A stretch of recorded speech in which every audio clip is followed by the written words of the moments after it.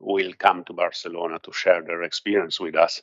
And the reality is that we are all learning from each other, and we can learn a lot from Kiev, obviously in an extreme situation. But in these 2 years, we have all gone through a crisis and faced tough choices, not as tough as Kiev, but the pandemic has been part of user centricity from the very beginning.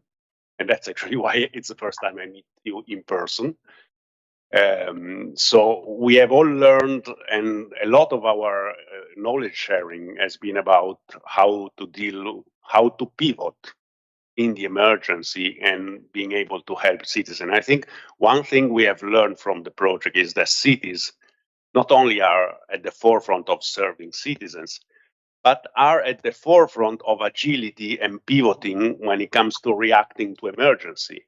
And actually this happened only if cities have a long-term dedication, investment, and equipment into digital skills, into user-centric design, into infrastructure and technologies that they are able to adapt to crisis. So this is a big lessons learned. Cities are great to help citizens if and only if they have a long-standing dedication, long-term planning into digital tools. And I think most of the cities here today are really at the forefront of this. I also want to say that finally, that this is very special to me also because Milan is my hometown. And it was in Milan, in the Milan Digital Week of 2018, in the Milan Digital Week, which is the same as occasion that we are here today, where we first talked about the opportunity and the need for a tool that allows cities to compare themselves against each other. So we've come a long way, and it's really great that Milan hosts us again. And thank you so much for hosting us, on top of it, on such a inspiring and prestigious building. So that's all from me. Now I'm here to listen.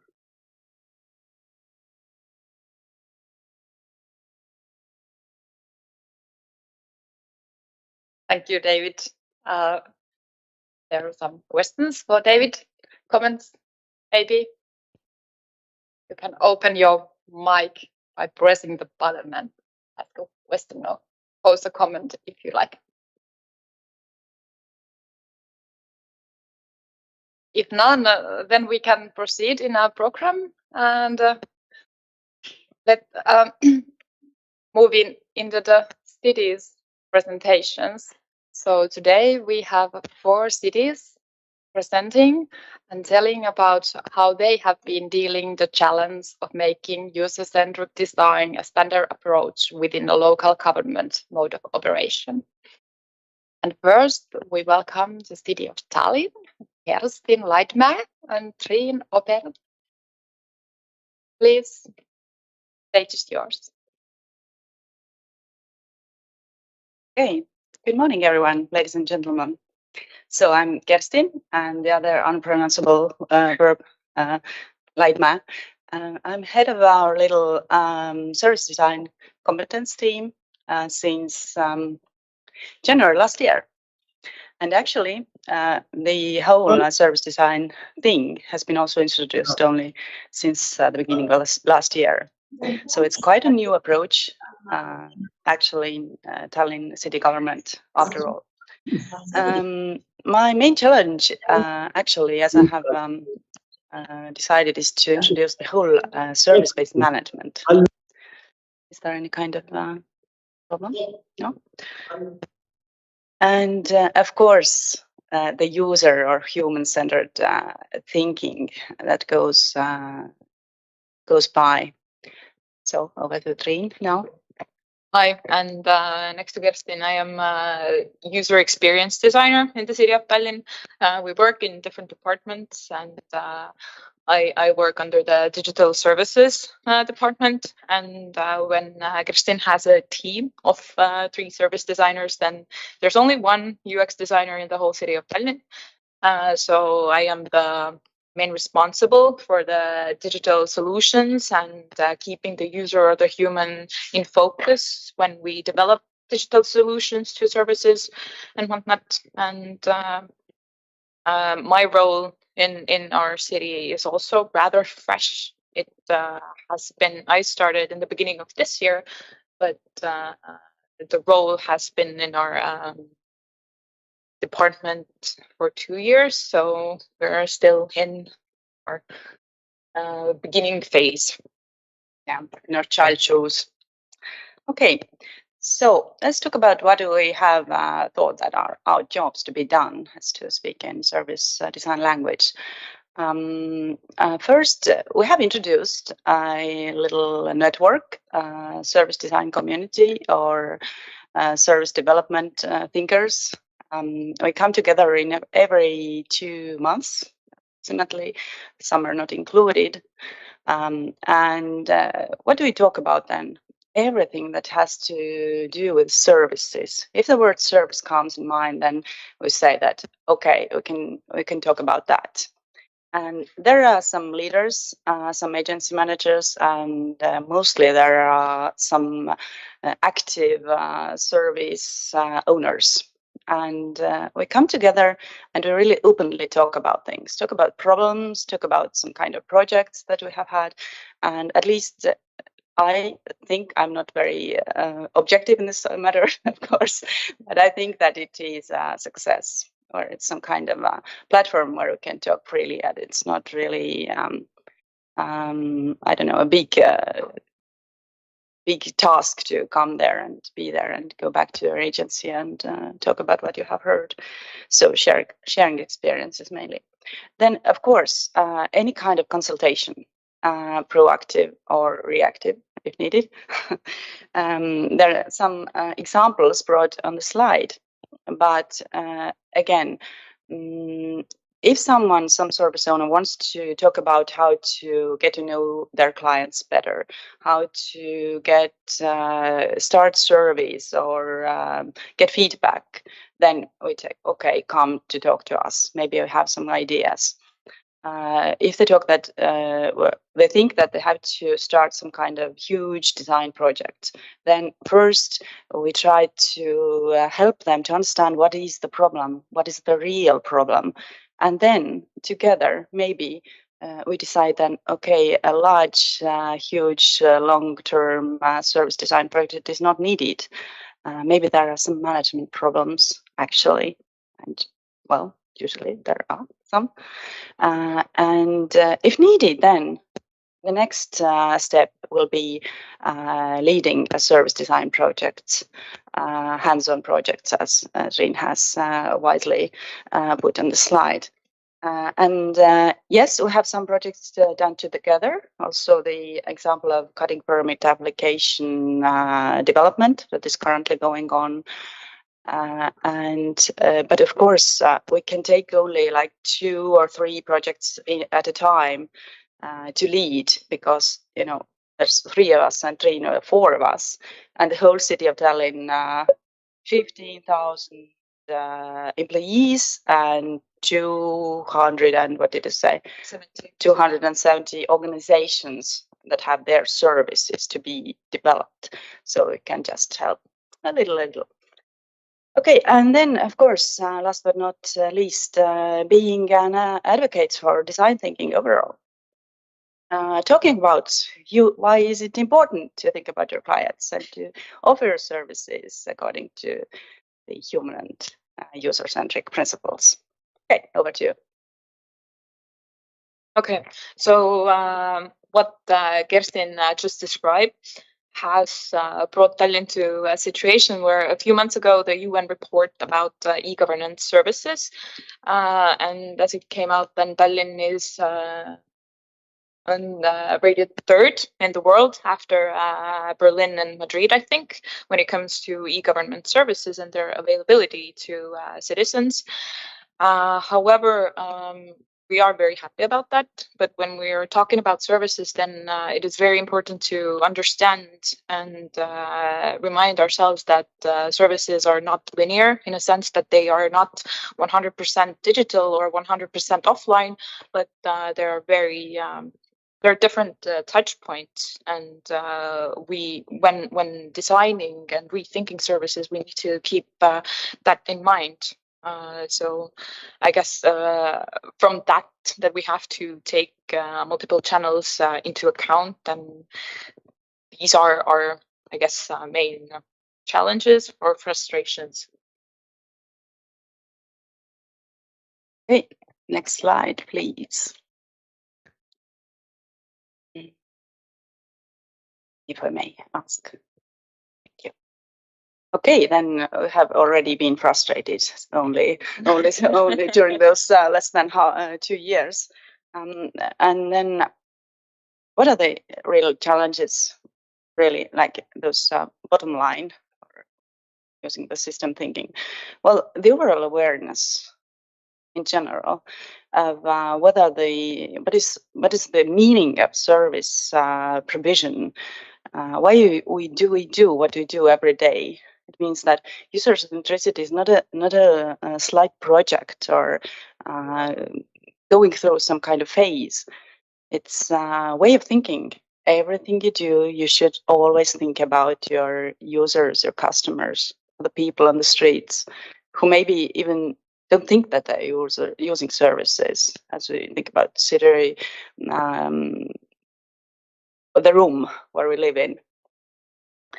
But yes, so there are several good experiences of design projects in Tallinn, really. But still, there are some kind of like I don't know. Talked about, well, we had a cool project, but maybe it lacks a bit of consistency in constant operations, that you have to like measure your services, collect data about your customers' satisfaction rates that are quite normal thing when you provide services. This kind of thinking is not very usual, and this is what we have to deal every day. Then the management thing. In Tallinn, Tallinn city government very much works in silos.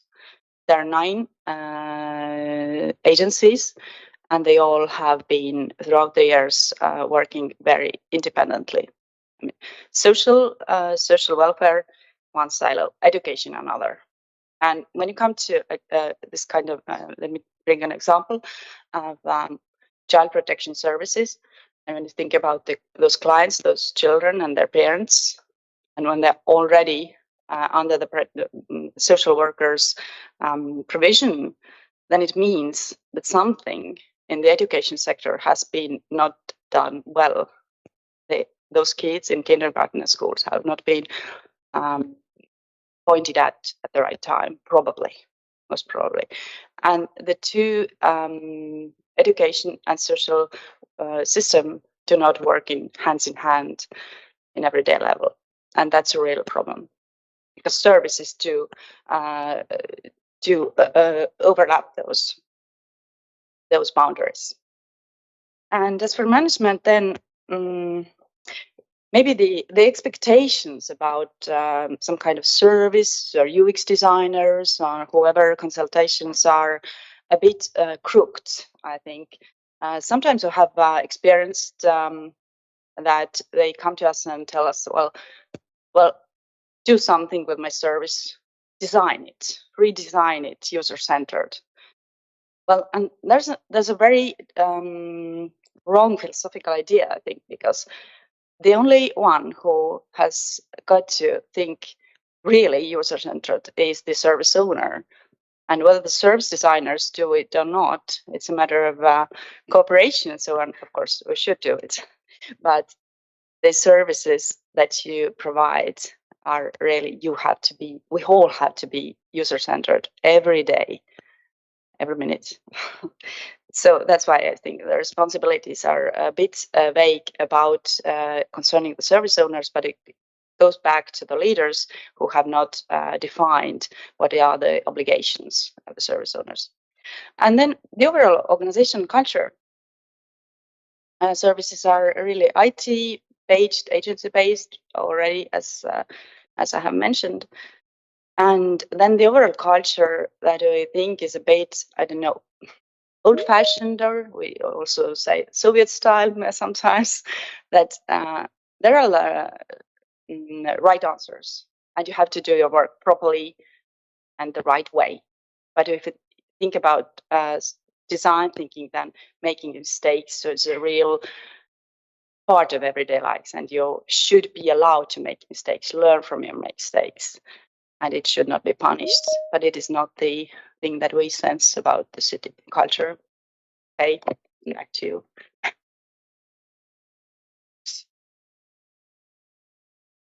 Okay, so based on those frustrations, as Kerstin mentioned, there is 4 of us in the whole city government, and all together with all the different departments, education, welfare, environment, there's 270 agencies who we offer our services to. So to make our jobs easier, we have focused on 2 main points to overcome those frustrations. First of them is advocating user centricity. It's mainly making sure that whatever we do, we always keep the end user in mind, because these are our clients. These are the people we in reality work for, and these are the people whose opinion matters the most, because if service owners or developers or whoever, they think that something makes more sense or is optimal in some other way, if it does not serve the end user, then that's not the right way to go. So this is our main focus. And then of course, as Kerstin mentioned, then this awareness of design thinking and user centricity is not that common yet. And we are there to support the service owners that when they have even the smallest idea that maybe I should do something differently and maybe I should innovate my service, then we are there to kind of be there for them and say that, hey, yes, you are on the right path. This is what you're supposed to do. And even though it might seem difficult or novel or maybe not so mainstream in their own home agency, then we are the ones who say that, no, you are on the right track. And we will help you as much as we can with our, well, you could say limited resources, but we do our best, and this is our job. Yeah, and the last one, actually, we have talked about it all, but still to that our roadmap or how we're proceeding, the lines that we also support and organize trainings for our service owners and leaders. There's already a training for managers, and there we have managed to enroll a 2-day service design module into this training. So that is one, I think, a success factor that I might also bring about. And then we organize also ourselves some kind of trainings for the service owners, and they have been really eager, actually. They are really happy to have been there at those trainings and started something to do something differently. And of course, leading the projects and going on consultations. And also have discovered that it is important to be open to rethink and redesign our own role. At first, I think, at least me, I thought that, well, we're going to do the projects all the time. Well, it's not the thing. We sometimes have to just talk to people, and it's even better than grabbing the whole service design project. And so our slogan is that our doors are always open. Come and talk to us about user centricity. Okay, that was the last one. Thank you. Thank you.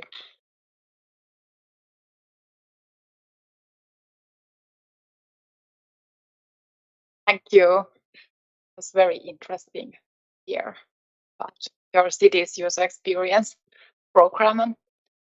Now, any questions from the audience? Please just press the button and pose a question. David. Fantastic presentation, and I love the part on frustration. I think we should dedicate a session just to this. Is it enough for designers for cities such as Tallinn?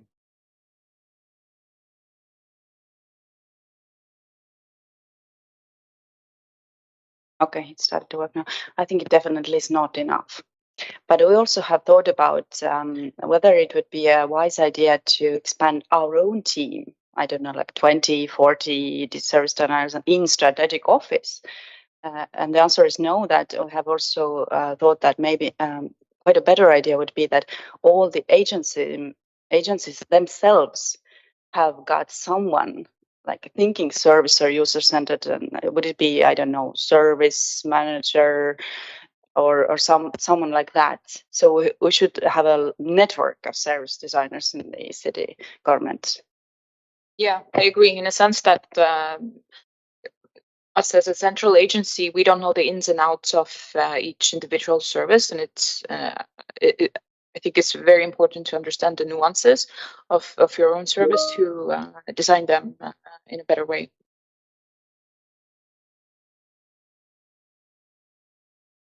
Yeah, I had a question on this because I understand that you would like to embed the user service design into the other services. So maybe this is the role of the training that you were talking about. I mean, you want to like embed the training also in the services so that they get more into the mindset. Is that the goal? Well, what I mentioned when talking about trainings or leaders trainings and so on is that they do have their like service design model in their program. But I don't know, when offering services, well, usually you don't train service design owners, don't you? They just become one. They're offering public services and they don't have to get trainings for that. I don't know why. Actually, we should think about that. Why not introducing service owner, providing public services, and you cannot do it unless you have passed a user centricity test or something like that. It's a good idea.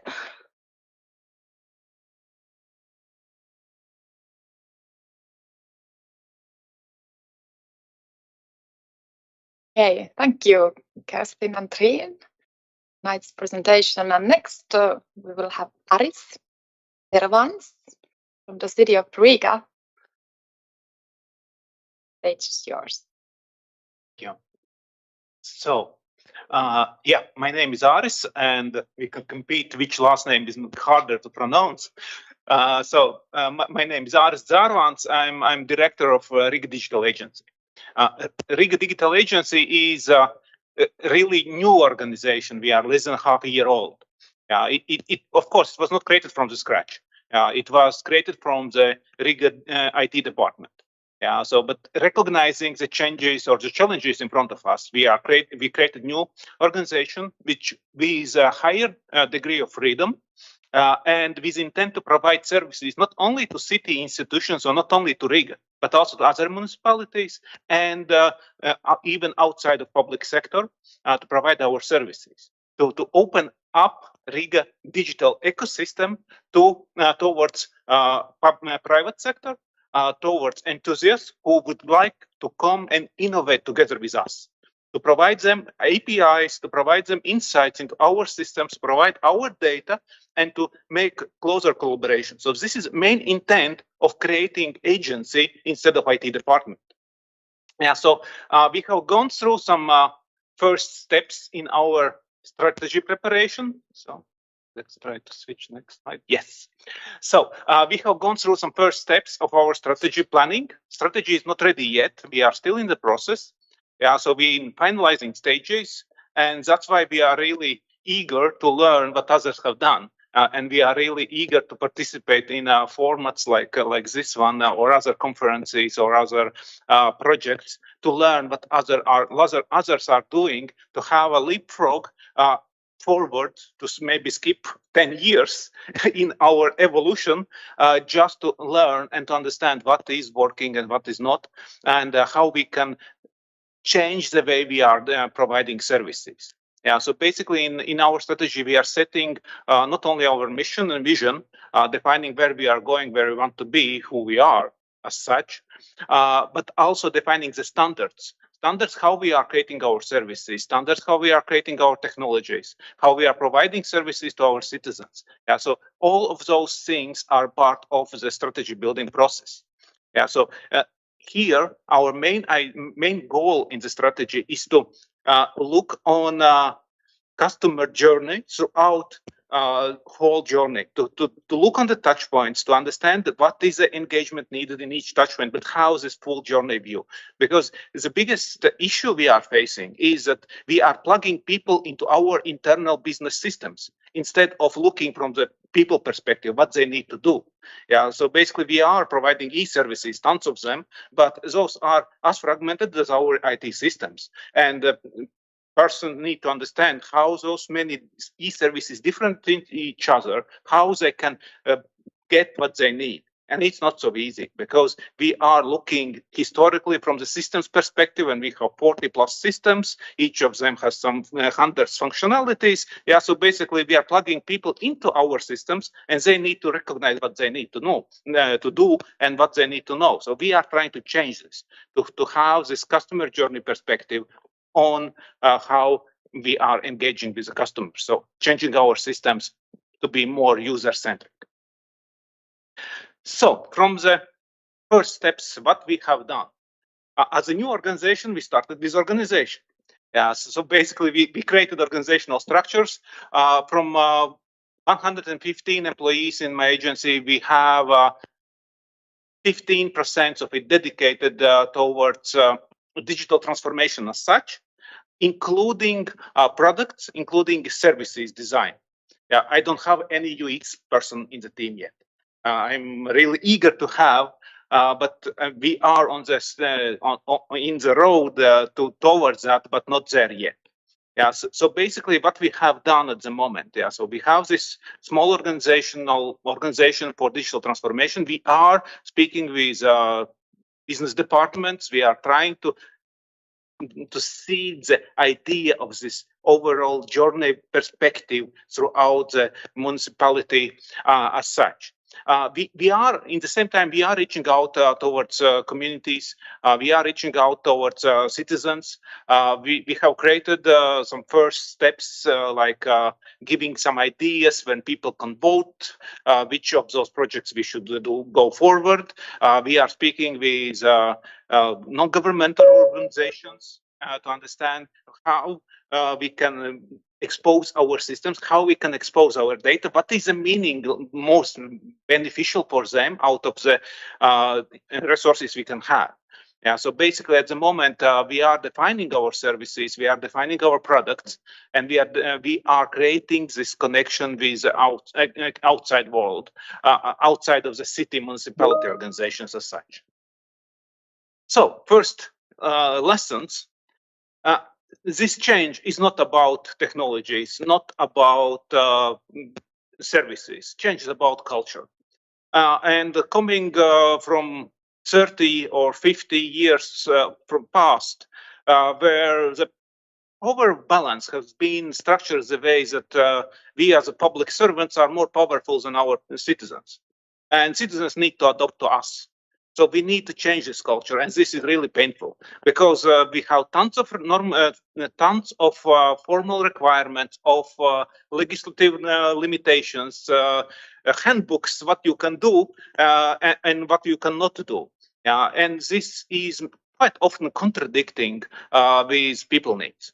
Quite often those rules are to protect ourselves from state control or other controlling institutions instead of making our services better. Yeah, so this is the biggest challenge we are having to change this mindset, to allow something unimaginable like intelligent disobedience. So you cannot, or you should not always follow the rule. this is something very not understanding and understandable in public sector. Yeah, how we can change this culture. This is the biggest challenge. Yeah, how we can move forward maybe faster by not changing all the 200 document pages for the rules. What we can do, instead of looking at the customer needs, looking at the customer journey, how we can improve customer experience in those touch points we are having. So this is a first lesson, and this is the biggest challenge we are facing. And you can have the best strategy in the world, but if you are not dealing with culture, you will not succeed. So that's it. So let's keep in touch. Here are all my contacts. I don't have my last name in my email, so it's easier to remember. Yeah.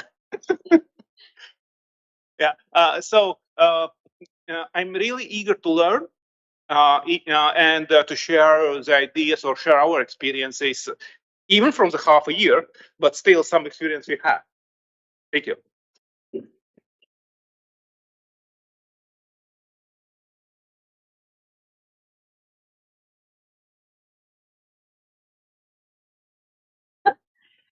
Thank you, Aris, and we're really glad to have you here to learn and share experiences.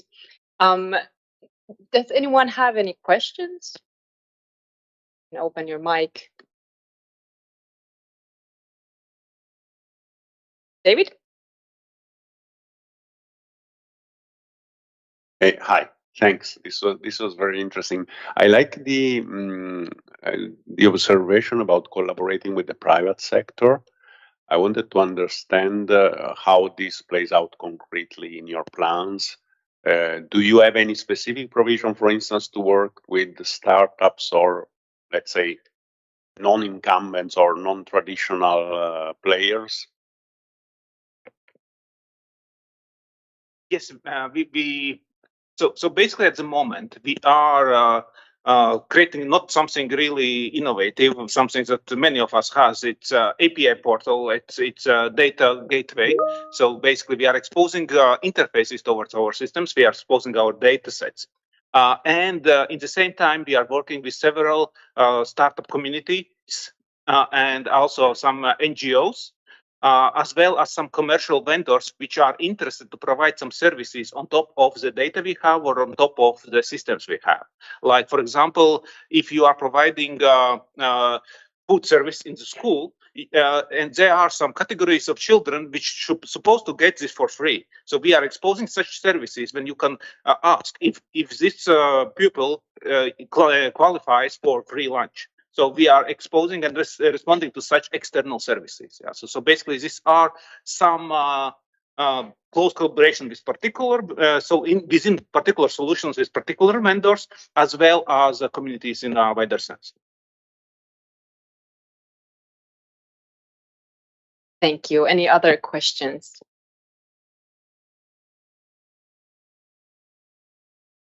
I actually have one. Is there some certain service that you are targeting that you are going to first start developing? Yeah, so the like one which is already in the process of complete redesign is public transportation. Yeah, we used to have like plastic cards divided or one-time tickets you can purchase in retail.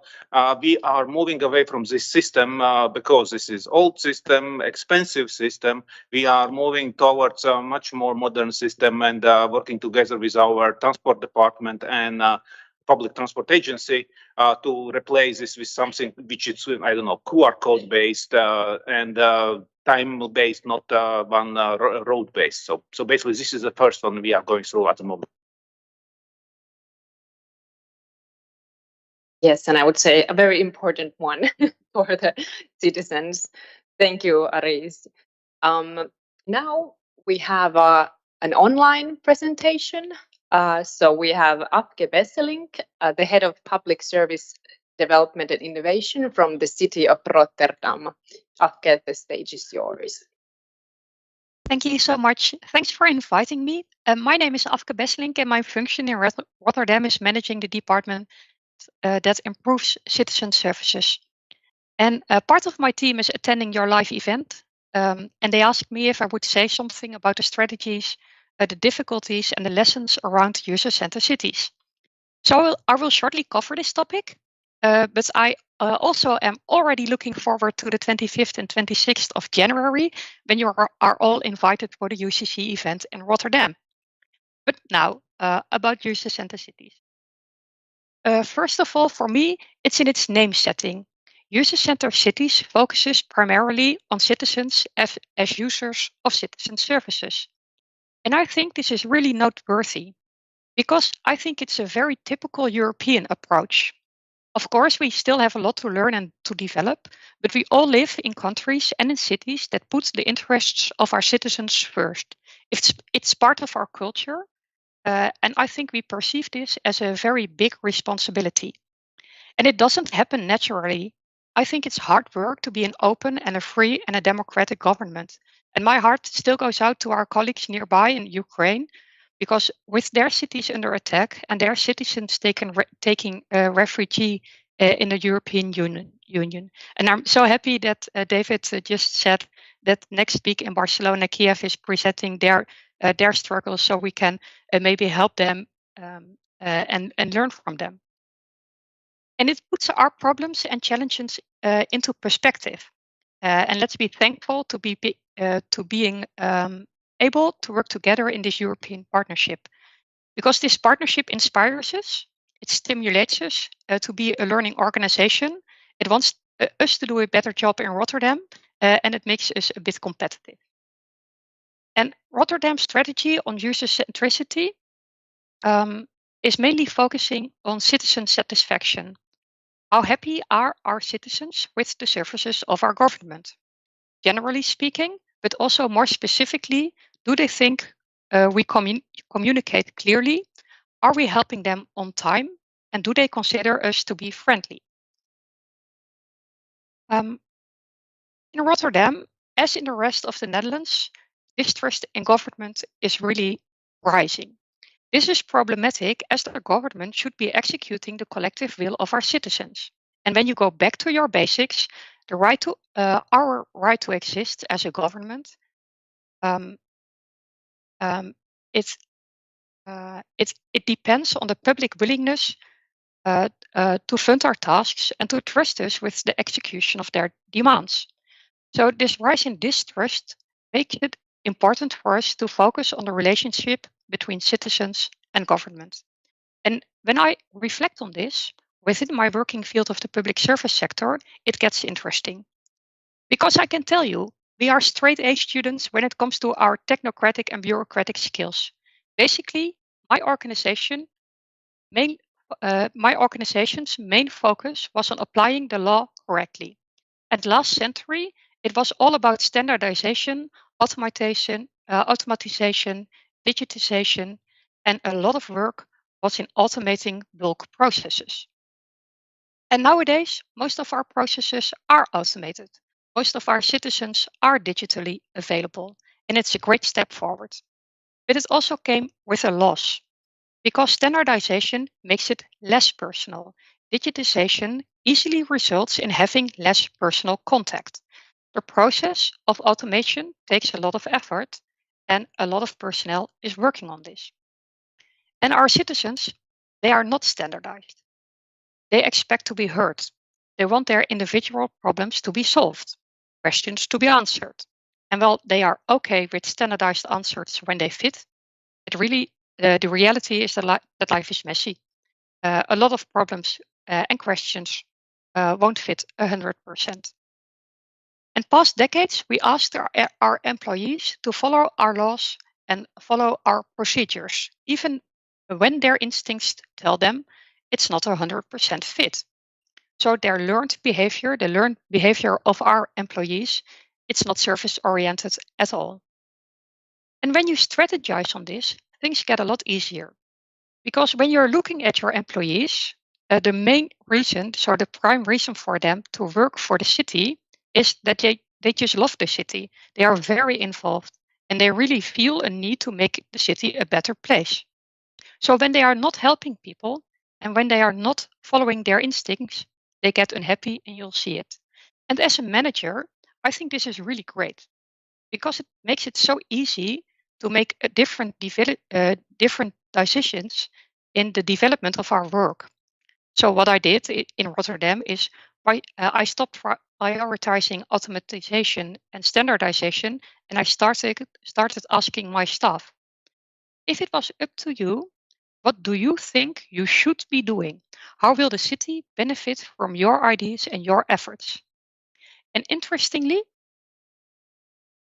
their answers are always citizen-centered. In their jobs, they see all kinds of problems for citizens, and they want to solve them.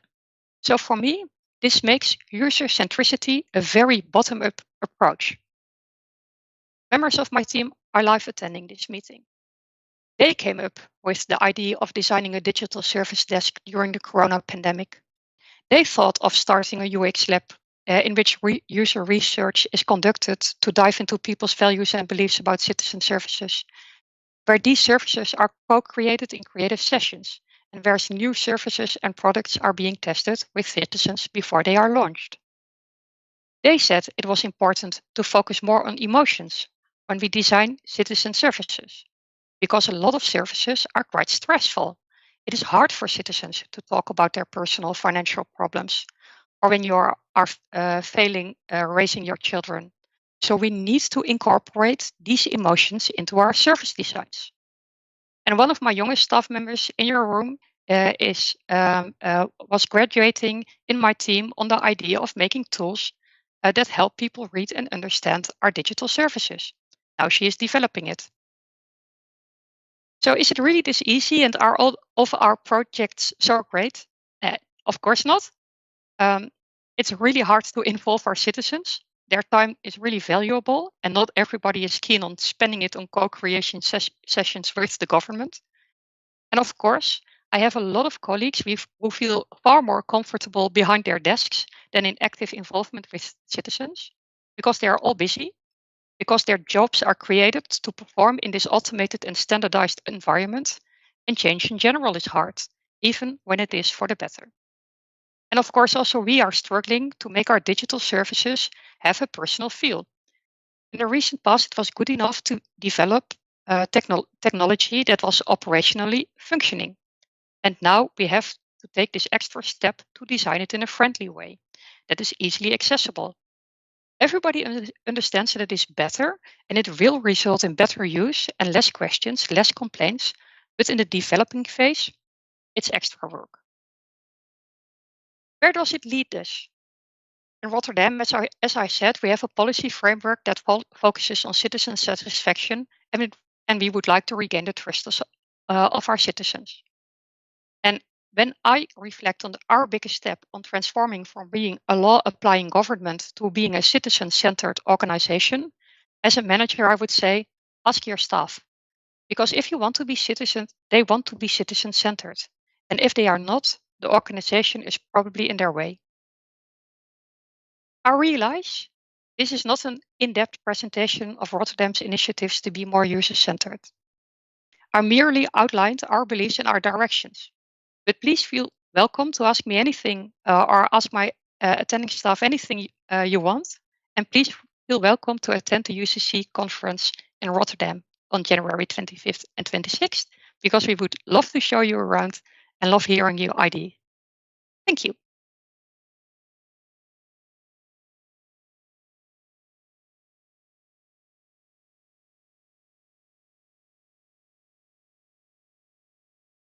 Thank you so much. Any questions and comments from the audience? Please, again, open your mic. Yeah, please, over there. Hi, my name's Emma. I'm a citizen of Milan, and I have a question. I'd also open it to Aris as well, if you'd like to respond. When we're talking about the shift from automated services to bespoke services that cater to the needs of individual citizens, how is that changing how you set your targets? What kind of metrics or success stories are you looking to show your superiors when you have some sort of performance review? How do you assess whether you're succeeding or failing, and how do you plan for the future? Are there a couple examples you could share with us?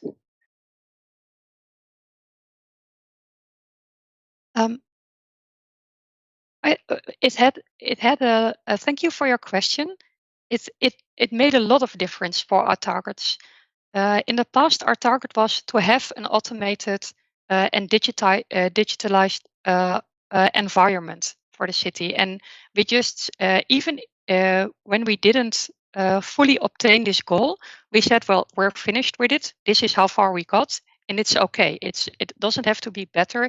It doesn't have to be applied to more services, because if there's a need to, it will automatically happen. So we stopped our goal on automatization and standardization, and we put a new target in place that focuses solely on citizen satisfaction. So we ask our citizens, are they happy with the services that they provide, that we provide for them? And this is the only thing we are targeting right now. It's our main objective.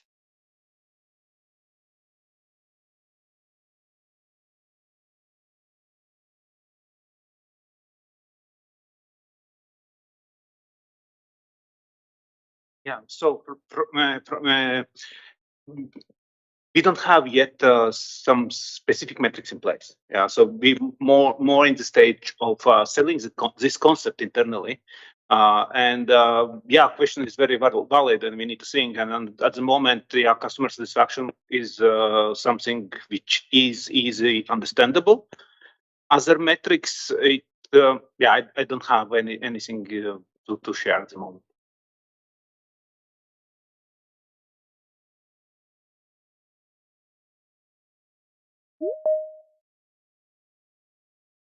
I guess we have a question online.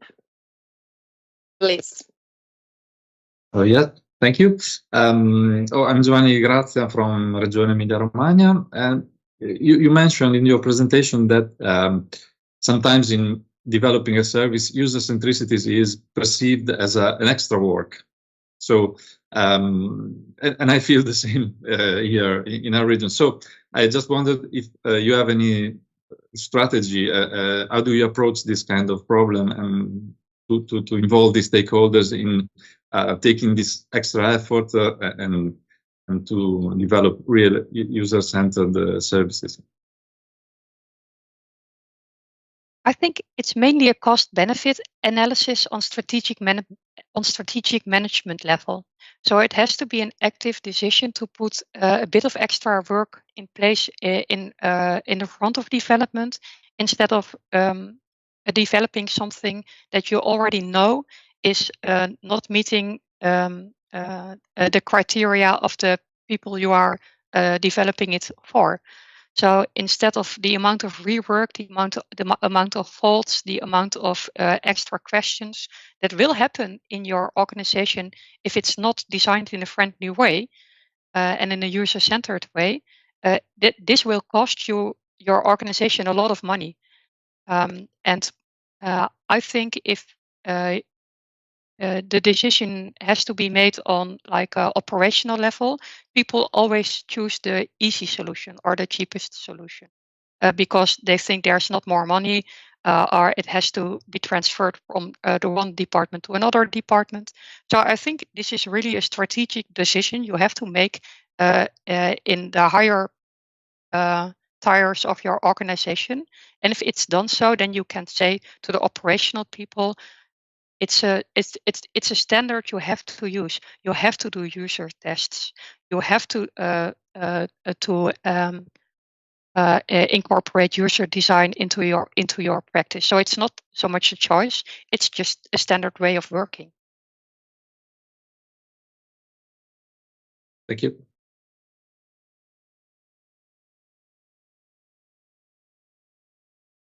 Thank you, Afke. We'll meet you in Rotterdam then, January. The last but not least, we have Luca Curioni from the city of Milan speaking. Please. Thanks, and thanks and welcome again to everybody in our city. So for me, it's an extreme pleasure to share how we also in Milan are organized around this topic, and we take care on putting the user at the can I have the beam? At the center of the things we do. Is not yet.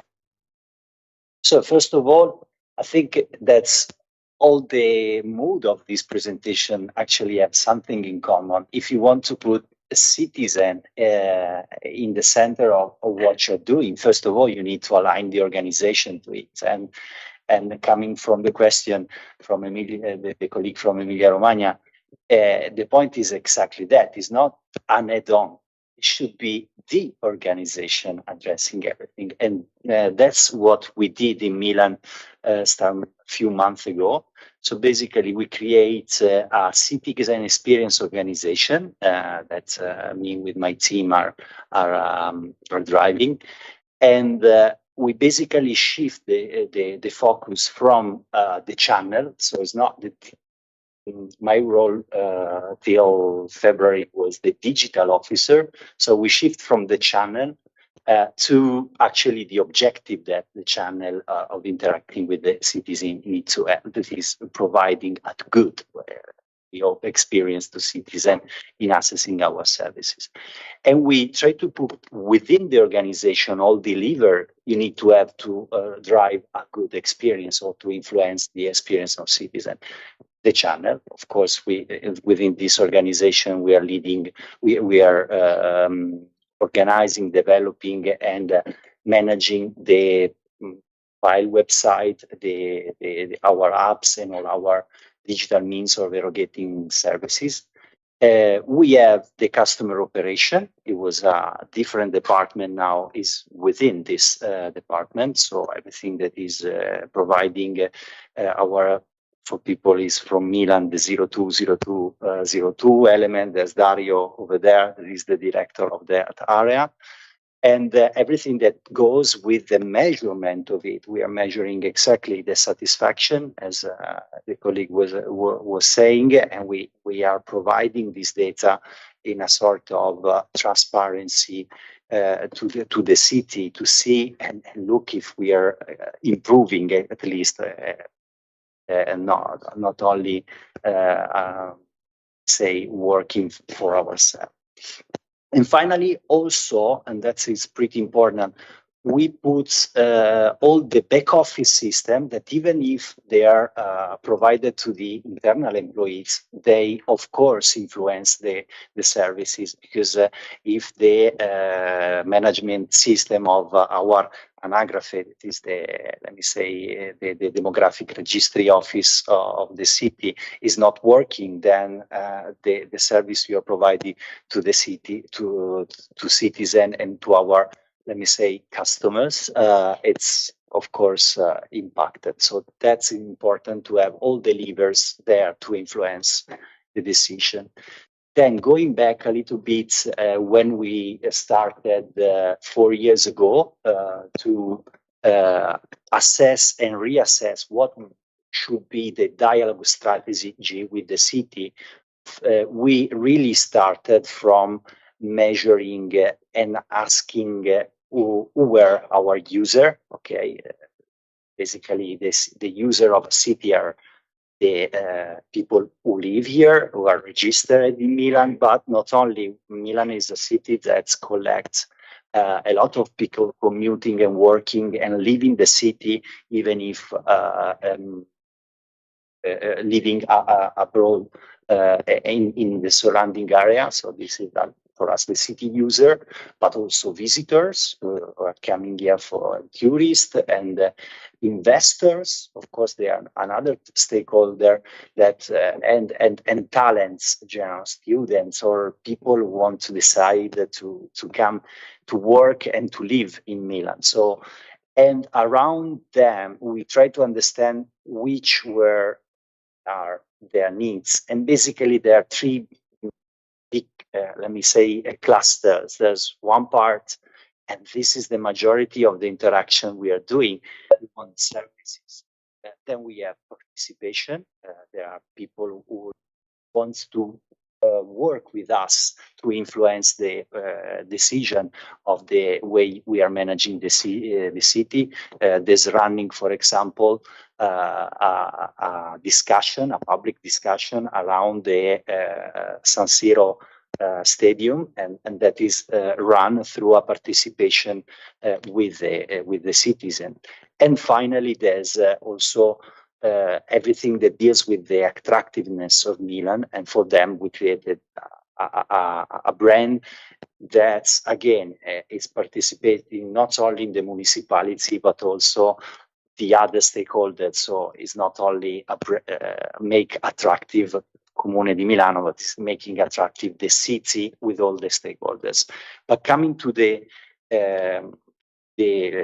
main, let me say, means of interaction, that is our website, focusing on services, we actually did that. And the focusing on service is not just communicating services, because people don't, yeah, of course they need to know the how to, but then they need to do the transaction. So with the, we make the website really focused on that point. So because also the service discovery goes through trying to do the transaction till the semi-end of it at least. And we create this digital citizen folder, is called in Italian fascicolo del cittadino, apart from the name, but now is the home of all your transactions. So the one that apply to you, not a generic one, because there you find all your due things like payments is the one that is highlighted right now. But then you have the notification area where there are official communication assets and all vertical services we are putting. And the citizen knows that after being recognized through our EIDAS, it's called SPID in Italian. So through an EIDAS compliant means of authentication, you actually landing over here, and you know that here you find your transaction actually that apply to you. And we also thought that this kind of experience, was not only to be delivered over our website that is perfectly responsive, and it fits even better on the small screen rather than the big screen, but we develop an app to gain the push notification channel, because the idea is to try to go towards a more kind of proactive way of interacting with our citizens rather than reactive. I have a problem, I go to the Comune di Milano website to try to fix it. We want to anticipate as far as possible the problem, because actually is what customer is expecting, and then is also a smart move because you avoid the problem itself. Then how we did, especially this mobile app, we tried to involve citizen in a co-creation of it. So we run through design thinking session with employees that, by the way, are very valuable citizen we have. Milano has 15K employees that are living the city, and they are the first kind of person who can easily change their head and think as if they are a citizen of the city. Then we run also design thinking workshop with a citizen, and after having developed the app, we run into usability test. Also we before launching it, definitely launching it, we run into a closed beta kind of release of the app, where we actually invited cities to, we run a call for action to try to help us in shaping betterly. And actually from there, this was done into the pandemic. Actually was ready in January, and then in March comes the pandemic. We understood that there were something else to be put on, and we actually developed and delayed the launch in September to capture the feedback we collect into this. So this is pretty important. And please, if you can, Paolo, thank you. And this is where we are right now. So Comune di Milano channel actually are dealing with 1.5 unique visitor. This is the performance of September of our main website, comunedimilano.it. Fascicolo del Cittadino subscribers are reaching, and we are going to reach pretty soon the 1 million. Consider Milan is not enormous cities. We have 1.4 million inhabitants, so that's number it's pretty important compared to the size of the city. And we have 400 downloads of the app. In addition to that, also that we have a channel that is a daily newsletter that is to stay connected with what is happening with the city that is collecting 500k subscriber. Okay. Did we finish? Not yet, actually. So we have a lot of things to be done. So first, one key point I already mentioned it is to trying to go in a more proactive way in everything we do. And yeah, we are committing some investment also in the area of including a campaign management system within our CRM environment, and trying to engineer over that some journeys to automate the interaction and to try to anticipate problem rather than answering to them.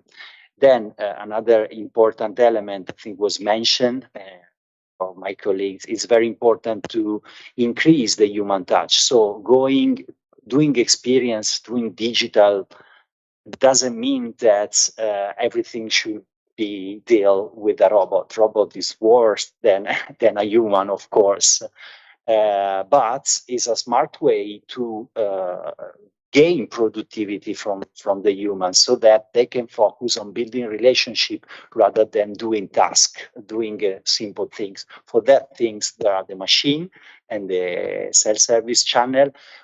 There's as a city, we also need to listen to the customer and provide a sort of relationship or a consultancy to solve a complex problem, to listen and to solve it.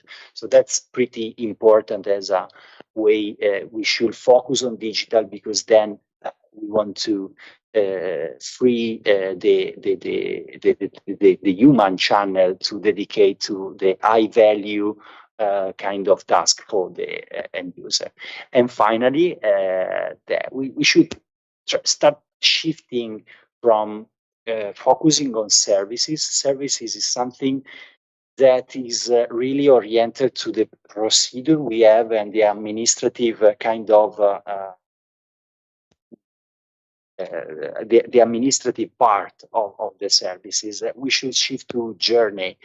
What is, in my opinion, the difference? So imagine when you are changing city, you need to change your residence. So that's one service, is changing residence, and you do service design for it. But then the customer typically also needs to declare a new occupancy of an house in order that he can pay correctly the taxes. It's for the Italian colleagues, it's the Tari. Okay, and actually that's another service is run by another department, that is our tax department, with another, let me say, administrative kind of rules on how to do it in the right way. And finally, if you are parking on the streets and you're living on an area, you can have a parking permit for that. And it's another department, mobility department, with another rules and procedures. So, but citizens are easily changing and they are moving. So they're going from address A to address B, and all these things are part of the same journey. So, and finally, this is exactly what we will start trying to do tomorrow. Tomorrow there will be a session, part of the digital week, where we start to involve city in understanding from different personas, from different perspective, from the perspective of the family, from the perspective of maybe the talent that is coming from abroad to live in Milan, from the perspective of the single, okay, or of the elderly people, trying to, from their perspective, what it means changing ours, okay, and try to think in this way. That's enough, I think.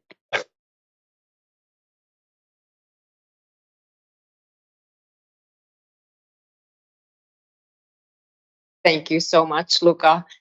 Does anyone have any questions? Yes, Vera, please. Hello. No. Okay. Sorry, guys, online. So I'm Vera from Espoo, and I wanted to just ask about the numbers about the app downloaders. It's very impressive. So what kind of actions have you done to get the citizens download the app? Because in Finland, in general, the discussion has been, and our service development processes have shown that the citizens aren't that keen to download new apps. They would like to have our services work mobile, but not as an app. So how did you market? What kind of things did you do to get people to know and actually want the app? Yeah, you need to have a killer functionality and communicate it. Because actually, if you said, yeah, we have, you see our number, we have a newsletter with 500 subscribers. So we put, there's a new app, do it. Yes, we have the spike in that month, but it's not enough. You can reach, I don't know, 1% of the click to action, 2%. Sometimes we are even better. We can go 10%, but that's something that at the end, if we have basically, that's our app, but we have also a national one. It's called App.io, where it's another channel that we have. And the way you're boosting the adoption is where you put a killer functionality on top of that. In their case of the App.io, basically during the pandemic was putting some services like a cashback program. So going into the money of people. Then there's another element that is called reddito di cittadinanza, was put on that part.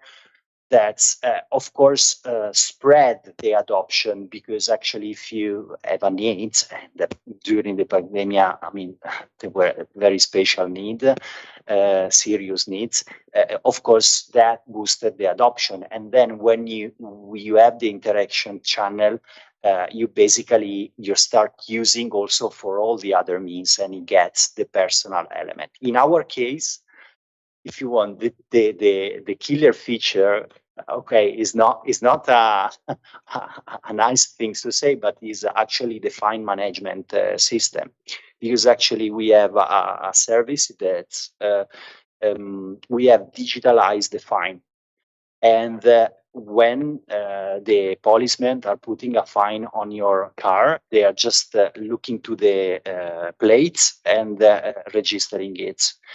If you have that plate registered on your app, and you can imagine, because apart from you from New York, everybody knows our privacy rules that we have in Europe.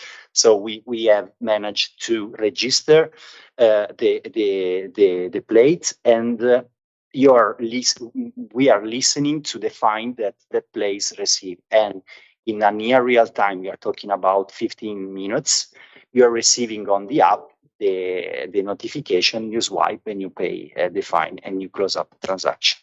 To explain the shift from having the fine and the payment bulletin put on your dash of the car, from that to this digital fine, we actually are putting on the car in the streets some piece of paper with a QR code, say the policeman passed, and you have a fine. To get it, download the app. and get register your play.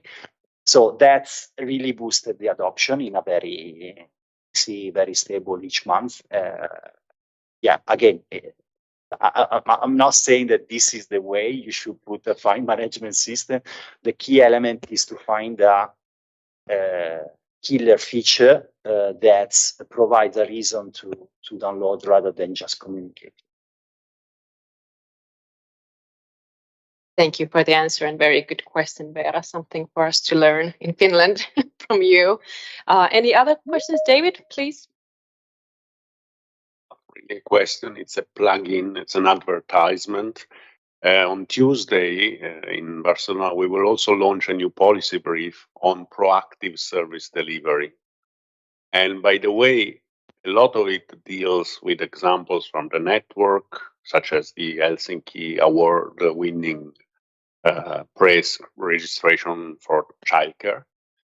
But also it addresses the issue of data protection, which always comes up, and it states very clearly, it reinforces the concept that consent is not the only way, the only legitimate basis for data processing. Public interest is as strong as consent in the law, and this is often overlooked. Maybe cities sometimes want to go beyond the law, but the reality is that there is plenty of ground when there is a public interest to do it, to process the data of citizens. When you have a law stating that you have to provide a service, there is no need for consent. I just want to, this is just an advertising and giving you a glimpse of what's going to be in there. And I just received the final version. It looks great. So.